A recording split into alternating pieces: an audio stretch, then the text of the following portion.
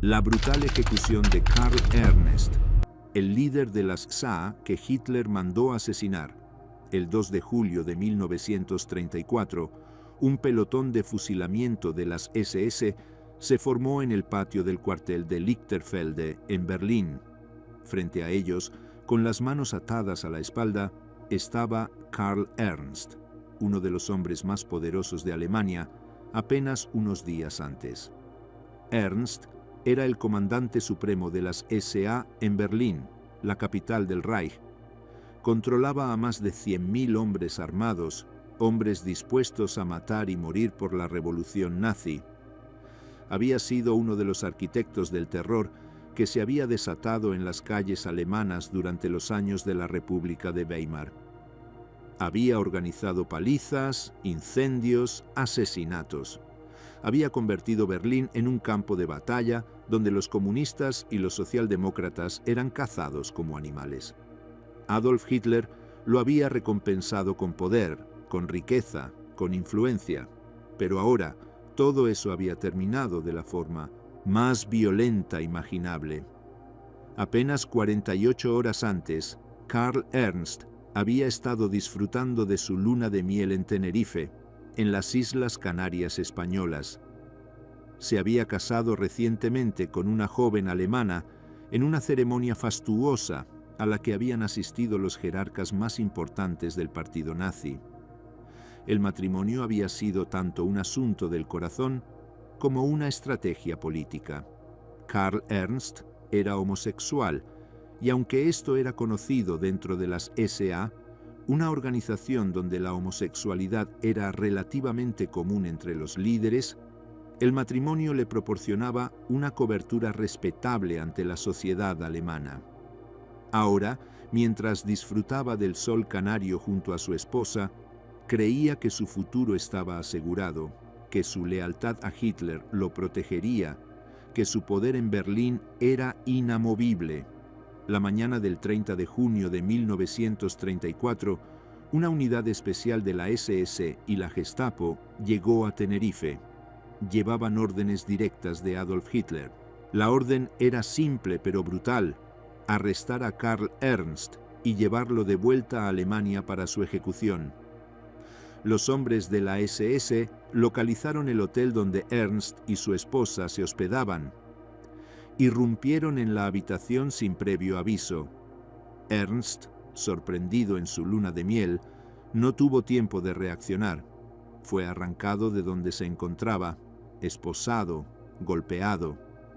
Los gritos de su esposa resonaron por los pasillos del hotel, mientras los oficiales arrastraban a su marido fuera de la habitación. El comandante de las SA de Berlín fue empujado hacia los automóviles que esperaban en la calle, sin explicaciones, sin juicio, sin ninguna oportunidad de defenderse. Durante el largo viaje de regreso a Alemania, atravesando España y Francia hasta llegar a la frontera alemana, Karl Ernst comprendió gradualmente lo que estaba sucediendo. Hitler había ordenado una purga masiva contra los líderes de la SA, la organización que había llevado al partido nazi al poder, que había luchado en las calles, que había aterrorizado a los enemigos del movimiento, estaba siendo destruida por el mismo hombre al que había servido con fanatismo absoluto. Ernst Röhm, el jefe supremo de las SA, había sido arrestado en Bad Wiessee junto con decenas de otros líderes. Algunos habían sido ejecutados inmediatamente.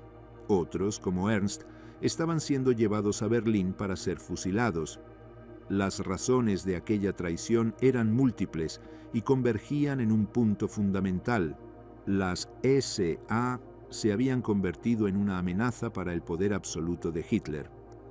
Ernst Röhm y sus subordinados habían creído que la revolución nazi apenas comenzaba, que después de tomar el poder político vendría una revolución social que transformaría completamente Alemania. Pero Hitler tenía otros planes. Necesitaba el apoyo del ejército, de la industria, de las élites tradicionales, y todos ellos veían a las SA como una masa incontrolable de matones y revolucionarios que debía ser eliminada.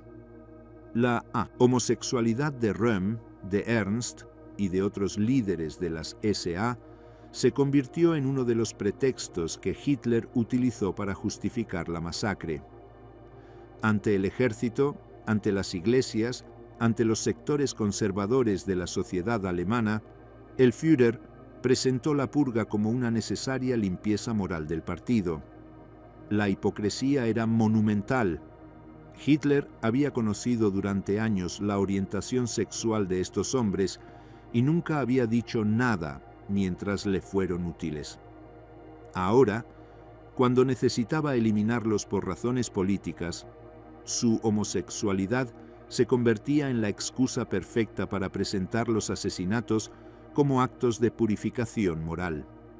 Karl Ernst, que había servido al movimiento nazi con brutalidad despiadada durante años, que había organizado el terror en las calles de Berlín, que había destruido vidas y carreras en nombre de la revolución, descubría ahora que en el mundo nazi nadie estaba a salvo. Ni siquiera los hombres que habían ayudado a Hitler a llegar al poder. Cuando el convoy llegó a Berlín el 2 de julio, Karl Ernst fue llevado directamente al cuartel de las SS en Lichterfelde. Allí, en un patio trasero, frente a un muro de ladrillo manchado con la sangre de otros líderes de las SA que habían sido ejecutados antes que él, Karl Ernst enfrentó su final. Tenía apenas 33 años. Había pasado de ser un camarero y chofer sin futuro a convertirse en uno de los hombres más poderosos de Alemania. Ahora, todo terminaba con una descarga de fusiles. Sus últimas palabras fueron un grito desesperado. ¡Heil Hitler! Incluso en el momento de su muerte, incluso sabiendo que Hitler había ordenado su ejecución, Karl Ernst seguía siendo leal al hombre que lo había traicionado. Aquella lealtad ciega, aquella incapacidad para comprender la naturaleza real del régimen que había ayudado a crear, define perfectamente la tragedia de Karl Ernst y de tantos otros que creyeron en las promesas del nacionalsocialismo. La historia de Karl Ernst es la historia de la violencia desatada, del fanatismo llevado al extremo, de la ambición sin límites. Es también la historia de cómo un régimen totalitario devora a sus propios hijos cuando éstos dejan de ser útiles.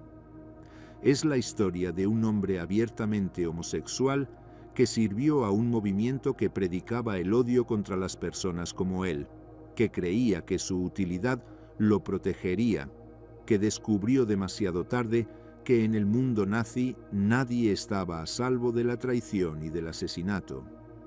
Este documental recorre la vida de un hombre que fue arquitecto del terror nazi, que ayudó a destruir la democracia alemana, que sembró el odio y la muerte en las calles de Berlín, pero que finalmente fue consumido por la misma maquinaria de destrucción que él había ayudado a construir.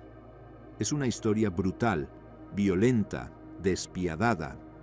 Es la historia de Karl Ernst, el líder de las SA que Hitler mandó asesinar. Capítulo 1. De las calles de Berlín al Auschwitz. Uniforme pardo. Karl Ernst nació el 1 de septiembre de 1904 en la ciudad de Berlín, en el distrito obrero de Wilmersdorf. Su familia pertenecía a la clase trabajadora urbana, esa masa de alemanes que había sido devastada por la Primera Guerra Mundial y por la crisis económica que siguió a la derrota del Imperio alemán. El padre de Karl trabajaba en diversos empleos ocasionales. Nunca lograba mantener una posición estable. La madre se ocupaba del hogar y de los niños, tratando de mantener unida a una familia que constantemente luchaba contra la pobreza. Karl creció en ese ambiente de privación, de resentimiento, de frustración. Berlín en aquellos años era una ciudad dividida, violenta, donde las calles se convertían en campos de batalla entre comunistas, socialdemócratas y nacionalistas. Era el caldo de cultivo perfecto para el extremismo político. La educación formal de Karl Ernst fue limitada. Abandonó la escuela a una edad temprana para trabajar y contribuir a la economía familiar. Pasó por diversos empleos mal pagados, sin futuro, sin esperanza de ascenso social. Fue repartidor, fue obrero en una fábrica, fue camarero en cafés y restaurantes de segunda categoría. Durante un tiempo trabajó como chofer, conduciendo automóviles para familias adineradas de Berlín. Nada de eso le ofrecía una perspectiva de vida mejor. Como tantos jóvenes alemanes de su generación, Karl Ernst sentía que el sistema lo había traicionado, que la República de Weimar era un engaño, que los políticos tradicionales solo se preocupaban por sus propios intereses. Ese resentimiento, esa rabia acumulada, encontraría una salida en el movimiento nazi. En el año 1926, cuando Karl Ernst tenía apenas 22 años, comenzó a asistir a las reuniones del Partido Nacional Socialista Obrero Alemán. Lo que lo atrajo inicialmente no fueron tanto las complejas teorías raciales o las promesas de un gran imperio alemán, sino algo mucho más simple y directo: la violencia organizada. Las SA, las Sturmabteilung o tropas de asalto, eran el brazo paramilitar del partido nazi. Se trataba de una organización de hombres jóvenes, en su mayoría desempleados o con trabajos precarios, que encontraban en el uniforme pardo un sentido de pertenencia, de camaradería, de poder. Las SA ofrecían a hombres como Karl Ernst algo que la sociedad civil nunca les había dado: una estructura, un propósito, una identidad. Dentro de las SA, Karl Ernst encontró también algo más personal, algo que la sociedad alemana de su tiempo condenaba de forma implacable: una relativa aceptación de su homosexualidad. En aquella Alemania de los años 20, ser homosexual era un delito castigado por el párrafo 175 del Código Penal. Los hombres descubiertos manteniendo relaciones con otros hombres podían ser encarcelados, destruidos socialmente, expulsados de sus trabajos y sus familias. Pero dentro de las SA existía una cultura diferente. El propio jefe de las tropas de asalto, Ernst Röhm, era abiertamente homosexual y protegía a otros hombres con sus mismas inclinaciones.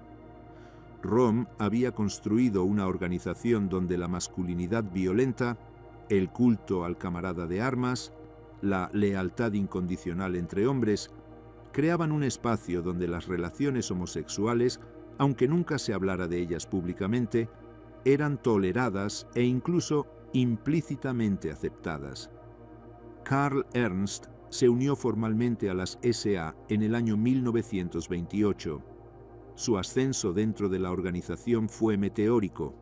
Demostró desde el principio una disposición absoluta para la violencia, una falta total de escrúpulos morales cuando se trataba de atacar a los enemigos del partido.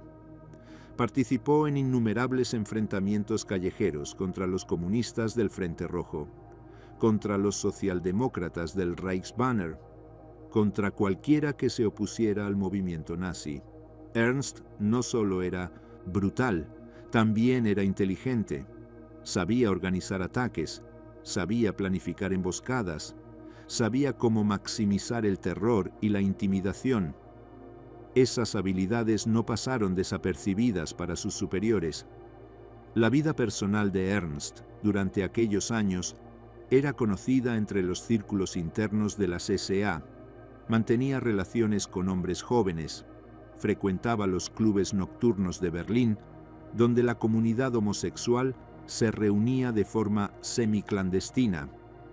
En una ciudad como Berlín durante la República de Weimar, existía una subcultura gay relativamente vibrante, con bares, cabarets, publicaciones. Era un mundo marginal, siempre bajo amenaza de la policía y de la persecución social, pero existía. Karl Ernst se movía en ese mundo con cierta libertad, protegido por su uniforme de las SA y por la influencia de Ernst Röhm. Sin embargo, esta doble vida también lo hacía vulnerable. Sus enemigos dentro del partido conocían sus preferencias sexuales y podían usarlas en su contra, si alguna vez dejaba de ser útil al movimiento. A principios de los años 30, Karl Ernst ya era uno de los líderes locales de las SA en Berlín. Controlaba varias unidades de camisas pardas en los distritos obreros de la ciudad. Su reputación como hombre violento y sin miedo se extendió rápidamente. Pero Ernst no era solo un matón callejero. Tenía ambición, tenía visión política. Comprendía que las SA no eran simplemente una herramienta para las peleas de bar y las palizas nocturnas. Eran el instrumento que llevaría al partido nazi al poder, y él quería estar en el centro de ese proceso histórico. El año 1932 fue crucial para la carrera de Karl Ernst. Alemania estaba sumida en una crisis política sin precedentes. La República de Weimar se desmoronaba, los gobiernos caían uno tras otro. Las elecciones se sucedían sin que ningún partido lograra una mayoría estable. En ese contexto de caos, las SA se convirtieron en la fuerza de choque del nazismo. Karl Ernst organizó campañas de terror sistemático en Berlín. Sus hombres atacaban los mítines de los partidos rivales, incendiaban las sedes de los sindicatos, golpeaban a los periodistas que criticaban a Hitler. Convertían cada elección en una guerra, cada campaña electoral en un baño de sangre, y funcionaba. El terror generaba titulares, los titulares generaban atención, la atención se traducía en votos. Durante aquellos meses de violencia desatada, Karl Ernst conoció personalmente a Adolf Hitler. El encuentro fue determinante para su futuro. Hitler quedó impresionado por la brutalidad eficiente de aquel joven líder de las SA. Ernst, por su parte, quedó completamente cautivado por el carisma del Führer, por su capacidad para articular todo el resentimiento y la rabia que él mismo sentía. A partir de ese momento, Karl Ernst se convirtió en un fanático seguidor de Hitler. Haría cualquier cosa que el Führer le ordenara, sin preguntas, sin dudas, sin límites morales. No le importaba que Hitler, en privado, despreciara a los homosexuales. No le importaba que el programa del partido nazi hablara de restaurar los valores morales tradicionales de Alemania. Ernst creía que su utilidad, su eficacia en la violencia política, lo protegería de cualquier represalia. Creía que había un lugar para él en el nuevo orden nazi. Estaba equivocado. Cuando Hitler finalmente llegó al poder, el 30 de enero de 1933, Karl Ernst ya era el comandante supremo de las SA en Berlín. Controlaba una fuerza paramilitar de más de 100.000 hombres en la capital del Reich. Era uno de los hombres más poderosos de Alemania. Tenía apenas 28 años. Su ascenso desde las calles de Wilmersdorf hasta las alturas del poder nazi había sido vertiginoso, brutal, despiadado. Pero como pronto descubriría, en el mundo del nacionalsocialismo, el poder podía desaparecer tan rápidamente como había llegado. Y cuando Hitler decidía que alguien debía morir, ni siquiera la lealtad más absoluta, ni siquiera los años de servicio violento al partido, podían salvar a ese hombre de la ejecución. Capítulo 2. El arquitecto del terror en Berlín. El 30 de enero de 1934, cuando Adolf Hitler fue nombrado canciller de Alemania, las calles de Berlín se llenaron de antorchas. Decenas de miles de hombres de las SA desfilaron por la ciudad en una procesión triunfal que duró horas.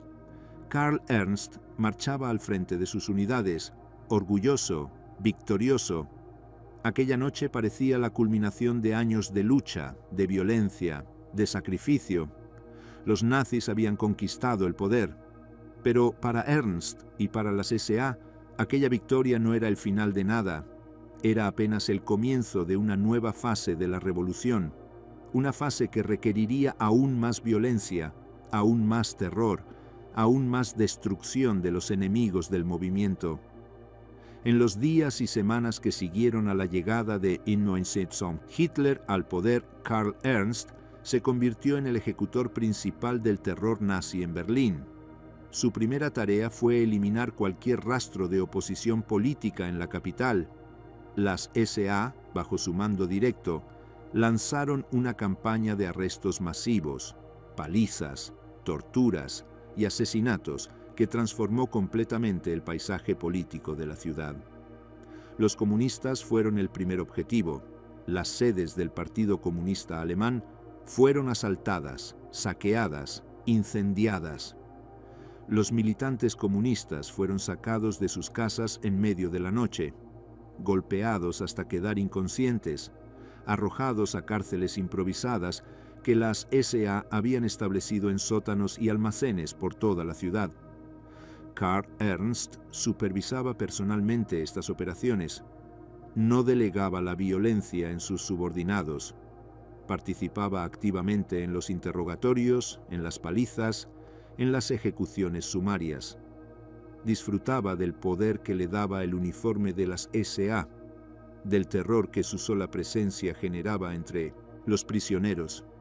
Para Ernst, aquella violencia no era simplemente un medio para alcanzar un fin político.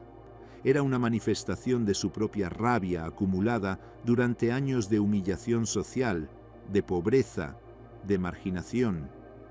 Ahora él era quien tenía el poder. Ahora él era quien decidía quién vivía y quién moría. Y ejercía ese poder sin ninguna compasión, sin ningún límite. El 27 de febrero de 1933 ocurrió el incendio del Reichstag, el edificio del Parlamento alemán. El fuego destruyó gran parte de la estructura y proporcionó a Hitler el pretexto perfecto para eliminar las últimas libertades civiles que aún existían en Alemania.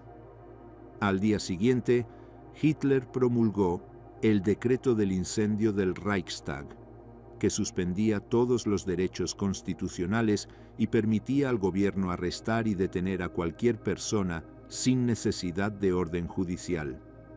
Para Karl Ernst, aquel decreto fue como una autorización oficial para desatar el infierno sobre Berlín. Las SA salieron a las calles con una ferocidad sin precedentes. Durante las semanas que siguieron al incendio del Reichstag, Karl Ernst y sus hombres arrestaron a miles de personas en Berlín. Comunistas, socialdemócratas, sindicalistas, periodistas, abogados, cualquiera que hubiera mostrado oposición al nazismo, fue capturado. Las cárceles oficiales se llenaron rápidamente, así que las SA establecieron sus propios centros de detención. Eran lugares sin ningún tipo de supervisión legal, sin registros oficiales, sin garantías de ningún tipo. Los prisioneros simplemente desaparecían dentro de aquellos edificios. Algunos salían días o semanas después, destrozados física y psicológicamente. Otros nunca volvían a ser vistos. Uno de los centros de detención más notorios bajo el control de Karl Ernst estaba ubicado en un antiguo almacén en el distrito de Charlottenburg. Los vecinos del área escuchaban los gritos que salían de aquel edificio durante la noche. Algunos intentaron quejarse a la policía, pero la policía no hacía nada. Las SA eran intocables, tenían el respaldo del gobierno, tenían el respaldo de Hitler. Dentro de aquel almacén, los hombres de Ernst aplicaban torturas sistemáticas a los prisioneros, golpes con porras y látigos, simulacros de ahogamiento, quemaduras con cigarrillos, violaciones. El objetivo era quebrar completamente la voluntad de los detenidos, obligarlos a firmar confesiones, a delatar a sus camaradas, a renunciar públicamente a sus ideas políticas. Karl Ernst no solo toleraba estas prácticas, las fomentaba activamente. Creía que la violencia extrema era necesaria para crear el nuevo orden nazi. Los enemigos del movimiento debían ser eliminados o aterrorizados hasta el punto de la sumisión absoluta. No había espacio para la piedad, para la compasión, para los escrúpulos morales. Ernst había interiorizado completamente la ideología nazi del poder absoluto, de la supervivencia del más fuerte, del derecho de los vencedores a hacer lo que quisieran con los vencidos. Y en aquellos primeros meses de 1933, las SA eran los vencedores indiscutibles en las calles de Berlín. Pero la violencia de las SA no se limitaba a los enemigos políticos del nazismo. También se dirigía contra los judíos de Berlín. Karl Ernst organizó boicots a los comercios judíos, asaltos a sinagogas, palizas a ciudadanos judíos en plena calle. El 1 de abril de 1933, las SA llevaron a cabo un boicot nacional contra los negocios judíos en toda Alemania. En Berlín, los hombres de Ernst se apostaron frente a las tiendas y oficinas judías, amenazando a cualquier cliente que intentara entrar. Pintaron con pintura amarilla la palabra Jud en los escaparates, rompieron cristales, golpearon a los propietarios que intentaban defender sus locales. La policía, que había recibido órdenes de no intervenir, se quedó mirando mientras las SA sembraban el terror. Karl Ernst no sentía ninguna culpa por aquellas acciones. Había aceptado completamente la propaganda antisemita del partido nazi. Creía que los judíos eran los responsables de la derrota alemana en la Primera Guerra Mundial, de la crisis económica, de la corrupción moral de la sociedad. Creía que eliminar la influencia judía de Alemania era un acto de salvación nacional. La ironía de su posición no se le escapaba completamente. Él mismo era un hombre que la ideología nazi consideraba degenerado, un homosexual que, según las propias leyes del partido, debería ser perseguido y castigado. Pero Ernst se había convencido a sí mismo de que su caso era diferente, de que su utilidad para el movimiento lo protegería, de que el nazismo podía hacer excepciones para hombres como él. Era una ilusión que mantendría hasta el momento de su muerte. Durante el año 1933, Karl Ernst consolidó su poder en Berlín. Se convirtió en una de las figuras más temidas de la capital. Los berlineses sabían quién era, sabían lo que había hecho, sabían que cruzarse en su camino podía significar la muerte. Ernst disfrutaba de aquella reputación. Se movía por la ciudad con una arrogancia desafiante, rodeado siempre de un grupo de guardaespaldas de las SA. Frecuentaba los mejores restaurantes, los clubes nocturnos más exclusivos, los teatros y cabarets. El dinero no era un problema. Como líder de las SA en Berlín, Ernst tenía acceso a fondos prácticamente ilimitados. Parte de ese dinero venía del partido, parte venía de donaciones forzadas que las SA extraían de empresarios y comerciantes que querían evitar problemas. La vida de Karl Ernst en aquellos meses era una extraña mezcla de brutalidad extrema durante el día y de lujo decadente durante la noche. Podía pasar la mañana supervisando torturas en uno de sus centros de detención y la noche bebiendo champán en un club nocturno de Berlín. Esta dualidad era característica de muchos líderes nazis, hombres que predicaban el sacrificio, la disciplina, el servicio a la nación, pero que en privado vivían vidas de indulgencia absoluta. Ernst no veía ninguna contradicción en este comportamiento. Creía que había ganado el derecho a disfrutar de los frutos de la victoria nazi, había luchado en las calles, había arriesgado su vida, había derramado sangre por el movimiento. Ahora le tocaba cosechar las recompensas. Pero mientras Karl Ernst celebraba su poder en Berlín, fuerzas más grandes ya estaban en movimiento que eventualmente lo destruirían. El ejército alemán, la Wehrmacht, observaba con creciente preocupación el poder de las SA. Las tropas de asalto ahora contaban con más de 4 millones de hombres en toda Alemania. Superaban en número al ejército regular por más de 10 veces. Ernst Röhm, el jefe supremo de las SA, hablaba abiertamente de convertir a las tropas de asalto en el nuevo ejército de Alemania, de absorber a la Wehrmacht dentro de las SA, de crear una fuerza revolucionaria que transformaría completamente la sociedad alemana. Estas ambiciones aterrorizaban a los generales del ejército y también preocupaban profundamente a Adolf Hitler. Hitler necesitaba al ejército, necesitaba su profesionalismo, su capacidad técnica, su estructura organizativa para llevar a cabo sus planes de expansión territorial. Las SA, con toda su brutalidad callejera, no podían reemplazar al ejército regular en una guerra moderna. Además, Hitler sabía que los generales nunca aceptarían ser subordinados a matones como Röhm o Ernst. Los militares profesionales despreciaban a las SA, las veían como una pandilla de delincuentes con uniforme. Si Hitler quería el apoyo del ejército, tendría que sacrificar a las SA, y Karl Ernst, como uno de los lugartenientes más importantes de Röhm, estaba directamente en la línea de fuego de esa eventual confrontación. Pero en el año 1933, todo eso parecía muy lejano. Karl Ernst estaba en la cúspide de su poder. Controlaba Berlín con mano de hierro. Era temido, respetado, obedecido.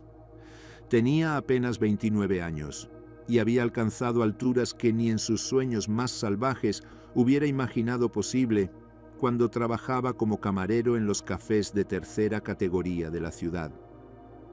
La revolución nazi había transformado completamente su vida.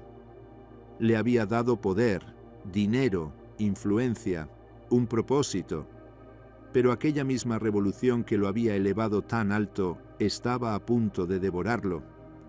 Porque en el mundo del nacionalsocialismo nadie estaba seguro, ni siquiera los hombres que habían ayudado a Hitler a llegar al poder, ni siquiera los arquitectos del terror como Karl Ernst.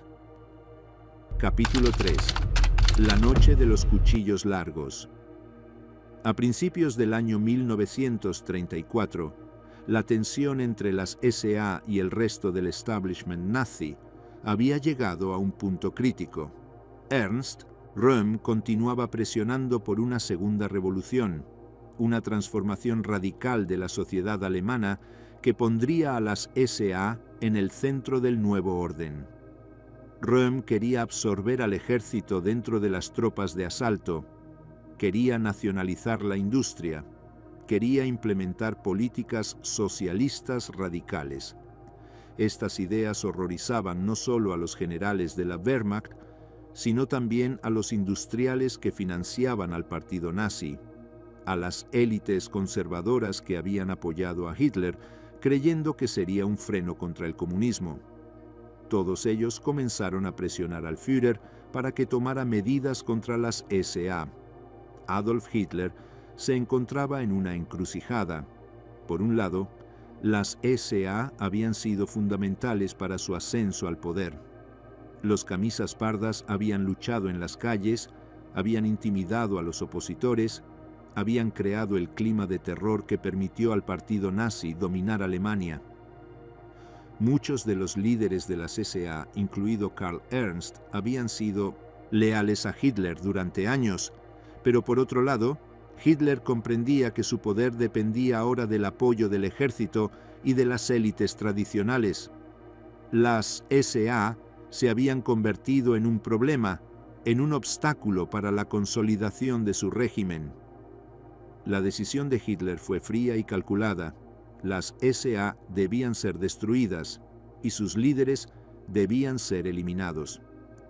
Durante la primavera de 1934, Heinrich Himmler, el jefe de las SS, y Hermann Göring, el segundo hombre más poderoso del régimen después de Hitler, comenzaron a fabricar pruebas falsas contra Röhm y los líderes de las SA, crearon informes de inteligencia que acusaban a las SA de planear un golpe de Estado contra Hitler. Inventaron conspiraciones, falsificaron documentos, pagaron a testigos para que declararan haber escuchado a Röhm hablar de derrocar al Führer. Nada de esto era cierto. Röhm era completamente leal a Hitler, a pesar de sus diferencias políticas, pero la verdad no importaba. Hitler necesitaba una excusa para justificar lo que estaba a punto de hacer, y Himmler y Göring se la proporcionaron. Karl Ernst no sospechaba nada. Durante aquellos meses continuó con sus funciones como comandante de las SA en Berlín, organizando desfiles, supervisando el entrenamiento de sus hombres, asistiendo a eventos del partido. En mayo de 1934, Ernst contrajo matrimonio. La boda fue un evento fastuoso, con la asistencia de numerosos jerarcas nazis. El matrimonio era claramente una estrategia para mejorar su imagen pública, para presentarse como un hombre respetable ante la sociedad alemana. Ernst seguía manteniendo relaciones con hombres, pero ahora tenía la cobertura de un matrimonio convencional. Creía que esto lo protegería de cualquier ataque basado en su homosexualidad. No comprendía que Hitler ya había decidido su destino. A finales de junio de 1934, Ernst Röhm convocó a todos los líderes de Mimethonwesen, las SA, a una reunión en el Hotel Hanselbauer en Bad Wiessee, una pequeña ciudad en Baviera. La reunión estaba programada para el 30 de junio. Röhm quería discutir el futuro de las SA, coordinar estrategias, fortalecer la unidad del movimiento. Karl Ernst fue invitado a la reunión, pero acababa de casarse y había planeado un viaje de luna de miel a las Islas Canarias. Decidió no asistir a la reunión de Bad Wiessee y viajó a Tenerife con su esposa. Aquella decisión, que en el momento pareció intrascendente, determinó la forma en que moriría, porque Hitler había elegido aquella reunión en Bad Wiessee como el momento para lanzar su golpe contra las SA. En la madrugada del 30 de junio, Hitler personalmente, acompañado por un grupo de hombres de las SS, viajó a Bad Wiessee. Irrumpieron en el hotel donde dormían Röhm y otros líderes de las SA. Los arrestaron en sus habitaciones. Algunos fueron ejecutados inmediatamente. Otros fueron llevados de vuelta a Múnich para ser fusilados. Simultáneamente, en Berlín, Hermann Göring había organizado una operación similar. Equipos de las SS recibieron listas con los nombres de los líderes de las SA que debían ser arrestados y ejecutados. Karl Ernst estaba en lo alto de aquella lista. Pero Ernst no estaba en Berlín. Estaba a miles de kilómetros de distancia, disfrutando del sol de Tenerife con su joven esposa, completamente ajeno a la masacre que se estaba desarrollando en Alemania. Hitler ordenó que una unidad especial de la SS y la Gestapo viajara a las Islas Canarias específicamente para capturar a Karl Ernst.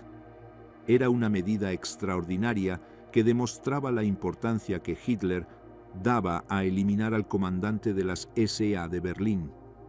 Los hombres de la SS volaron a España, viajaron hasta las Canarias, localizaron el hotel donde Ernst se hospedaba. La mañana del 30 de junio, los oficiales de la SS irrumpieron en la habitación de hotel donde Karl Ernst dormía junto a su esposa. La escena fue brutal y repentina. Ernst fue arrancado de la cama, esposado, golpeado. Su esposa gritaba, suplicaba, pero los hombres de las SS no mostraban ninguna compasión. La apartaron mientras arrastraban a Ernst fuera de la habitación. El comandante de las SA de Berlín fue empujado hacia los automóviles que esperaban afuera del hotel. No hubo explicaciones, no hubo acusaciones formales, no hubo ningún tipo de proceso legal. Solo la orden de Hitler y las armas de las SS. Durante el largo viaje de regreso a Alemania, Karl Ernst Intentó comprender qué estaba sucediendo. Exigió hablar con Hitler, exigió una explicación, protestó su inocencia de cualquier conspiración. Los oficiales de las SS no respondieron a sus preguntas. Sabían que llevaban a aquel hombre a su muerte y no había nada que él pudiera decir o hacer para cambiar eso. El convoy atravesó España, cruzó la frontera francesa, continuó hacia Alemania. Ernst pasó aquellas horas encadenado en el asiento trasero de un automóvil, comprendiendo gradualmente que iba a morir, que Hitler había decidido eliminar a los líderes de las SA, que años de lealtad fanática no significaban nada. El convoy llegó a Berlín el 2 de julio de 1934. Karl Ernst fue llevado directamente al cuartel de las SS en Lichterfelde. Allí descubrió que no estaba solo. Docenas de otros líderes de las SA habían sido arrestados durante los días anteriores. Algunos ya habían sido ejecutados. El patio del cuartel estaba manchado con sangre. Ernst comprendió entonces que aquello no era un malentendido, no era un arresto temporal. Era una purga masiva, una ejecución en masa de los líderes de las SA. Hitler había decidido eliminar a la organización que lo había llevado al poder. En sus últimas horas, Karl Ernst escribió una carta a Hitler. En ella protestaba su inocencia, reafirmaba su lealtad al Führer, juraba que nunca había conspirado contra el régimen. La carta nunca llegó a manos de Hitler. Probablemente fue destruida inmediatamente por los oficiales de las SS. No importaba lo que Ernst dijera, no importaba cuánto protestara su lealtad. Hitler había tomado su decisión. Las SA debían ser destruidas y Ernst debía morir. No había apelación posible, no había tribunal que escuchara su defensa. Solo había el muro de fusilamiento y las armas de las SS. La ejecución de Karl Ernst tuvo lugar en la tarde del 2 de julio de 1934. Fue llevado al patio del cuartel de Lichterfelde junto con varios otros líderes de las SA. Los hombres fueron colocados frente al muro. Un pelotón de fusilamiento de las SS se formó frente a ellos. Ernst, incluso en aquel momento final, incluso sabiendo que Hitler había ordenado su muerte, gritó «Heil Hitler» antes de que sonaran los disparos. Aquellas fueron sus últimas palabras. Las balas lo alcanzaron en el pecho. Cayó muerto instantáneamente. Tenía 33 años. Su cuerpo fue retirado del patio y enterrado en una tumba sin nombre. No hubo funeral, no hubo ceremonia, no hubo reconocimiento oficial de su muerte. Simplemente desapareció, como si nunca hubiera existido. Durante aquellos días del 30 de junio al 2 de julio de 1934, las SS ejecutaron a más de 80 líderes de las SA en toda Alemania. El número real de muertos probablemente fue mucho mayor, quizás varios cientos. Hitler presentó la purga ante el pueblo alemán como una acción necesaria para evitar un golpe de Estado, para eliminar a traidores y degenerados morales que amenazaban el futuro del Reich. Los periódicos alemanes, completamente controlados por el régimen, publicaron artículos denunciando a Röhm y a sus subordinados como conspiradores homosexuales que habían traicionado la confianza del Führer. La homosexualidad de los líderes de las SA, que había sido tolerada durante años, se convirtió repentinamente en el argumento central para justificar su asesinato. La noche de los cuchillos largos, como se conocería aquella purga, marcó un punto de inflexión en la historia del régimen nazi. Hitler había demostrado que estaba dispuesto a asesinar incluso a sus aliados más cercanos si estos se convertían en un obstáculo para su poder. Había demostrado que en el mundo nazi la lealtad no garantizaba la supervivencia. Había demostrado que podía ordenar ejecuciones masivas sin juicio, sin pruebas, sin ningún tipo de proceso legal, y que nadie en Alemania se atrevería a cuestionarlo. El ejército, que había exigido la destrucción de las SA, agradeció a Hitler por eliminar a sus rivales. La Iglesia guardó silencio. Los industriales respiraron aliviados. La sociedad alemana aceptó los asesinatos sin protestar. El camino hacia la dictadura total estaba ahora completamente abierto. Capítulo 4. El legado de sangre. La muerte de Karl Ernst y la destrucción de la cúpula de las SA en la noche de Mölln. Los cuchillos largos tuvieron consecuencias profundas y duraderas para el régimen nazi y para Alemania. En el corto plazo, la purga consolidó el poder absoluto de Adolf Hitler. El Führer había demostrado que podía ordenar la ejecución de cientos de personas, incluidos algunos de sus colaboradores más cercanos, sin enfrentar ninguna consecuencia. El ejército alemán, satisfecho con la eliminación de las SA como rival, juró lealtad personal a Hitler apenas unas semanas después de la purga. El presidente Paul von Hindenburg murió en agosto de 1934 y Hitler fusionó los cargos de canciller y presidente, convirtiéndose en el líder absoluto de Alemania con el título de Führer y canciller del Reich. Las SA sobrevivieron a la purga, pero nunca recuperaron su poder anterior. La organización fue reducida drásticamente en tamaño e influencia. Los nuevos líderes de las SA eran hombres mucho más dóciles, completamente subordinados a Hitler y a las SS. Las tropas de asalto se convirtieron en una organización secundaria dentro del aparato nazi, dedicada principalmente a funciones ceremoniales y de adoctrinamiento. El verdadero poder dentro del régimen pasó a las SS de Heinrich Himmler, que crecieron hasta convertirse en un Estado dentro del Estado, controlando la policía secreta, los campos de concentración y eventualmente sus propias divisiones militares. La homosexualidad, que había sido relativamente tolerada dentro de las SA bajo el liderazgo de Ernst Röhm, se convirtió en uno de los objetivos principales de la persecución nazi después de la purga. Hitler y sus propagandistas habían utilizado la orientación sexual de Röhm y de otros líderes de las SA como justificación para los asesinatos de la noche de los cuchillos largos. Ahora, el régimen lanzó una campaña sistemática contra todos los hombres homosexuales en Alemania. El párrafo 175 del Código Penal, que criminalizaba las relaciones homosexuales, fue aplicado con una dureza sin precedentes. Miles de hombres fueron arrestados, enviados a campos de concentración, esterilizados, asesinados. La hipocresía era monumental. El régimen, que había tolerado e incluso protegido la homosexualidad de sus líderes mientras estos eran útiles, ahora perseguía implacablemente a hombres inocentes cuyo único crimen era amar a otros hombres.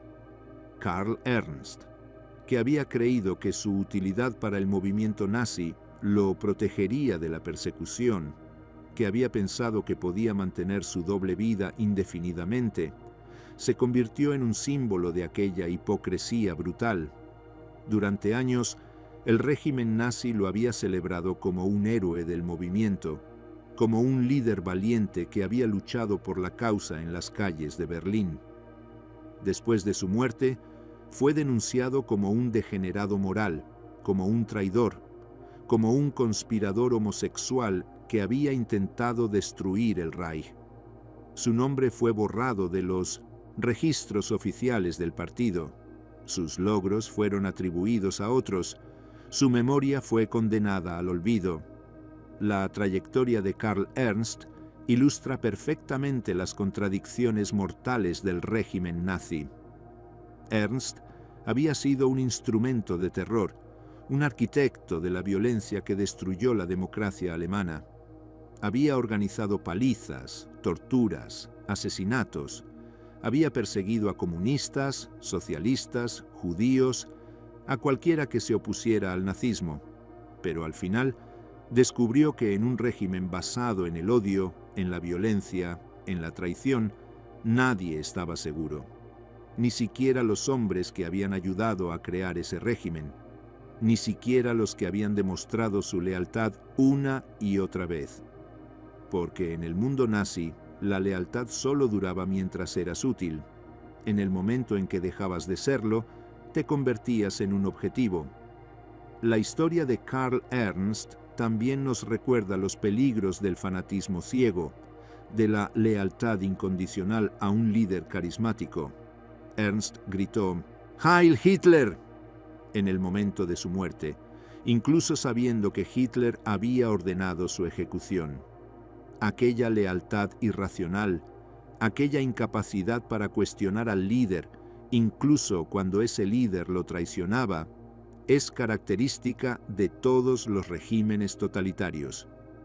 Los seguidores son adoctrinados para creer que el líder es infalible, que sus órdenes son siempre justas, que obedecer es el deber supremo. Esta mentalidad destruye la capacidad de los individuos para pensar críticamente, para defender sus propios intereses, para rebelarse contra la injusticia, y finalmente los devora. El legado de Karl Ernst es un legado de sangre y destrucción. Ayudó a crear un régimen que mataría a millones de personas en los años siguientes.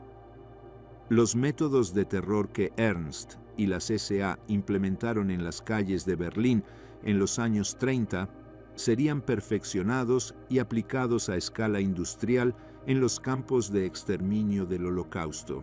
La violencia que él había desatado contra los comunistas y los socialistas sería multiplicada 1000 veces contra los judíos, los romaníes, los polacos, los rusos, contra todos los que los nazis consideraban subhumanos o enemigos del Reich. Ernst no vivió para ver las consecuencias finales del movimiento que había servido, pero su participación en la creación de aquel régimen de horror lo hace cómplice de aquellos crímenes. Sin embargo, la historia de Karl Ernst también es una advertencia sobre cómo los regímenes totalitarios manipulan y destruyen a las minorías vulnerables. Ernst era homosexual en una sociedad que criminalizaba la homosexualidad. Encontró en las SA un espacio donde su orientación sexual era relativamente tolerada, donde podía ser él mismo sin miedo constante a la persecución.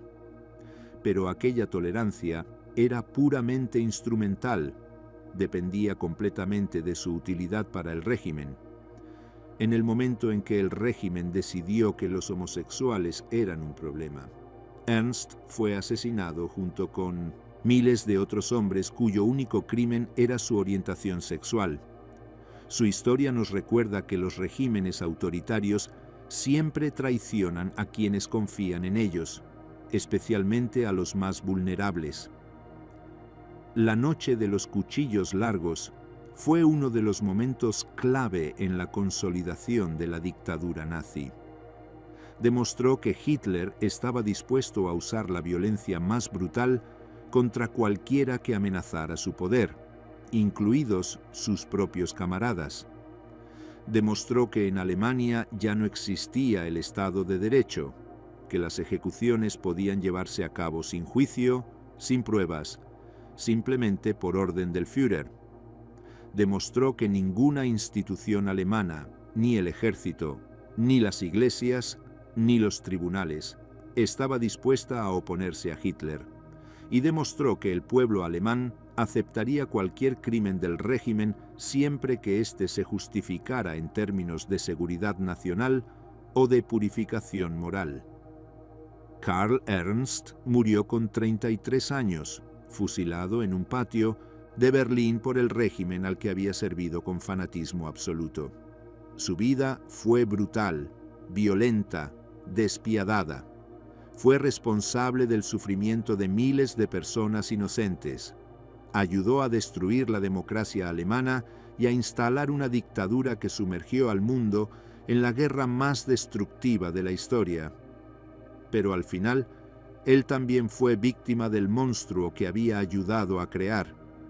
Murió gritando el nombre del hombre que había ordenado su muerte, incapaz hasta el último momento de comprender que había sido traicionado.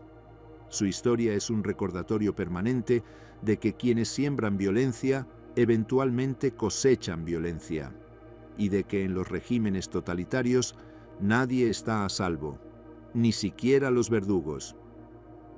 Reflexión final. La historia de Karl Ernst nos confronta con algunas de las preguntas más difíciles sobre la naturaleza humana y sobre cómo las sociedades caen en la barbarie. ¿Qué transforma a un joven trabajador en un arquitecto del terror? ¿Cómo es posible que millones de personas acepten la violencia sistemática contra sus vecinos, sus compañeros de trabajo, sus conciudadanos? ¿Por qué tantos alemanes siguieron a Hitler incluso cuando el régimen cometía atrocidades cada vez más evidentes? Estas preguntas no tienen respuestas simples, pero la vida de Karl Ernst nos ofrece algunas pistas importantes. Ernst era producto de su tiempo y de su contexto. Creció en una Alemania humillada por la derrota en la Primera Guerra Mundial, devastada por la crisis económica, dividida por conflictos políticos irreconciliables. Experimentó la pobreza, la marginación social, la falta de oportunidades. El nazismo le ofreció una identidad, un propósito, un sentido de pertenencia a algo más grande que él mismo. Le ofreció también la posibilidad de descargar toda su rabia acumulada sobre aquellos que el régimen designaba como enemigos. Para alguien en su situación, aquella oferta era tremendamente atractiva, y una vez que cruzó la línea hacia la violencia política, una vez que participó en su primer ataque, en su primera paliza, en su primer asesinato, el camino de regreso se volvió imposible. Pero las circunstancias no eliminan la responsabilidad individual. Karl Ernst tomó decisiones. Eligió unirse a las SA, eligió participar en la violencia, eligió ascender dentro de una organización dedicada al terror, eligió servir a un régimen que predicaba el odio y la destrucción. En cada momento de su vida tuvo alternativas. Podría haberse negado, podría haberse alejado, podría haber resistido. No lo hizo. Y esa es su responsabilidad moral, una responsabilidad que no pueden borrar ni su juventud, ni su contexto social, ni su eventual muerte a manos del mismo régimen que sirvió. La historia de Ernst también nos enseña sobre los peligros de la lealtad ciega a líderes carismáticos. Hitler no era un mago, no tenía poderes sobrenaturales de persuasión. Era simplemente un demagogo hábil que supo explotar los miedos, los resentimientos, las frustraciones de millones de alemanes. Pero funcionó porque personas como Karl Ernst estaban dispuestas a seguirlo sin cuestionar, a obedecer sin pensar, a matar sin remordimientos. La responsabilidad por los crímenes del nazismo no recae únicamente en Hitler. Recae también en los miles de Karl Ernst que hicieron posible que aquel régimen funcionara, que ejecutaron sus órdenes, que implementaron sus políticas, que transformaron la ideología criminal en realidad criminal. Finalmente, la historia de Karl Ernst nos advierte sobre lo frágil que es la civilización, sobre lo rápido que una sociedad puede descender hacia la barbarie. Alemania en los años 20 era uno de los países más cultos, más educados, más avanzados tecnológicamente del mundo. Tenía una tradición filosófica brillante, una cultura científica impresionante, instituciones democráticas formalmente sólidas. Y sin embargo, en menos de una década, se convirtió en una dictadura genocida. Esto no sucedió porque los alemanes fueran inherentemente malvados o diferentes a otros pueblos. Sucedió porque las instituciones democráticas no fueron defendidas cuando estaban bajo ataque, porque las élites pensaron que podían controlar y usar a los extremistas para sus propios fines, porque demasiadas personas permanecieron pasivas mientras sus vecinos eran perseguidos y asesinados.